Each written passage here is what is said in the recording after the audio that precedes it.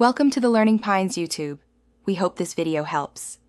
You'll start by confirming you're a page admin and that Facebook two-factor auth is ready. This prevents permission errors. Once done, open the Streamyard dashboard in Chrome or Edge and allow camera/mic access. Next, make sure browser pop-ups and third-party cookies are enabled so the Facebook dialog can complete. While you're here, sign into the Facebook account that manages the page, because Streamyard will request explicit page permissions during the next step. Now you'll add Facebook as a destination. In Streamyard, click Destinations, choose Add a Destination, then Facebook Page.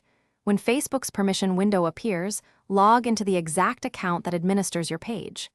Carefully review each permission request: publishing, managing videos, and page messaging. Grant them so Streamyard can stream and manage broadcasts.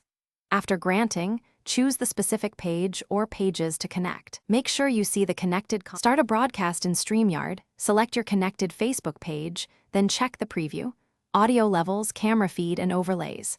Once the preview looks correct, click Go Live. Streamyard will send the stream to your page. If the page isn't listed or the stream fails, first confirm your admin role and that Facebook permissions were granted. If problems persist, clear browser cache, reauthorize the Facebook destination, and try again. This usually resolves permission or token sync issues quickly.